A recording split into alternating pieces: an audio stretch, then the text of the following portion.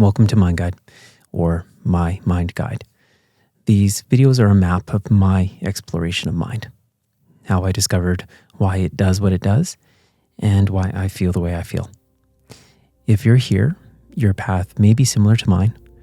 I started with all the usual things: meditation, yoga, books. I studied religion, philosophy. I searched for meaning. I did what most people do. I collected. I looked outward, learning from teachers and texts and videos. Maybe you're doing that too. The teachings sounded right, and that gave me hope. I thought, now I'm getting it. This is it. I think I understand. It makes sense.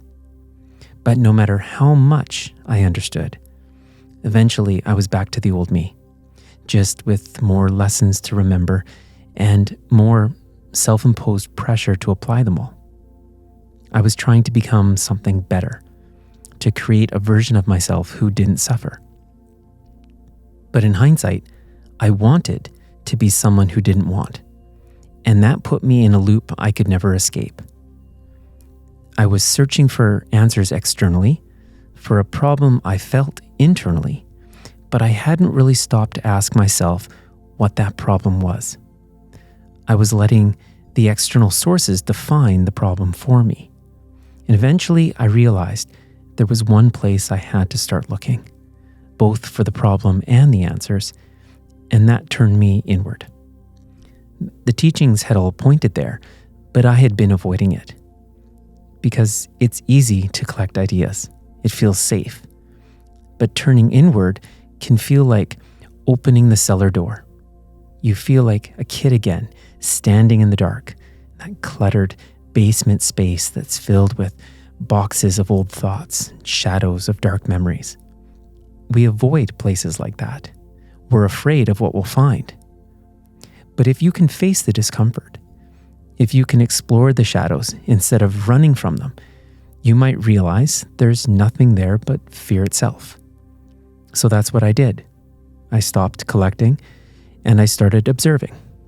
Every time I found something that scared me, I paused, I noticed the fear, and I looked right at it.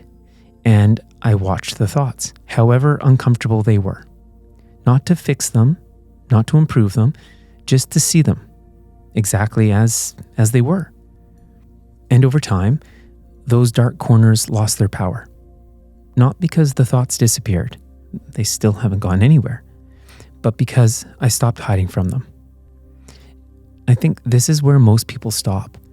Not because they can't go deeper, but because it's easier to keep collecting than to truly look. And I get it. Learning is fun. It feels productive. But there's no book that can do the work for you. There's no spiritual hack for courage.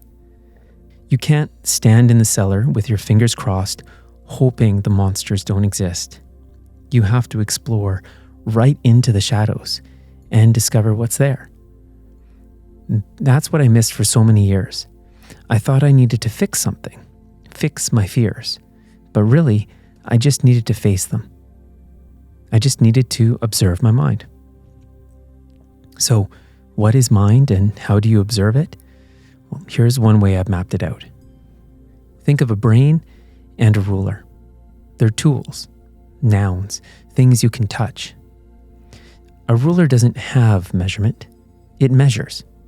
A brain doesn't have a mind, it minds. The process is what matters. Your mind is not a thing. It's not something you are, it's not something you have. It's something that happens. You don't have a measure just because you hold a ruler, and you don't have a mind just because you have a brain inside your head. Your mind process simply happens. Your experience is best understood as a kind of measurement. You happen, and mind is the measurement of that happening. That's where judgment, drama, and emotion come from. And once you really see that, once you grasp that mind is a process, not a problem, you realize there is no suffering unless you measure your life as wrong. There's nothing that needs to be fixed or controlled, just noticed. If you do suffer, It's because you forgot you were holding a ruler. You're measuring your experience without realizing it. And that realization, without any judgment or analysis, that is living in the moment. We confuse our measurements of life with the truth. We forget a ruler can measure in different units and in different ways. We forget we're the ones using it at all. That's what I keep exploring through my own meditation and reflection. And that's why my mind guide can't teach you how to feel better. That's not what this is about. It's not about improving how you feel. It's about seeing how suffering happens in the first place.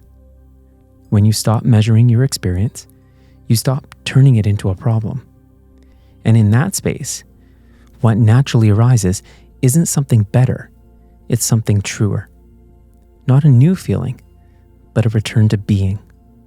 So feel free to borrow from my guide. Use what helps. Please question what doesn't, but don't collect it.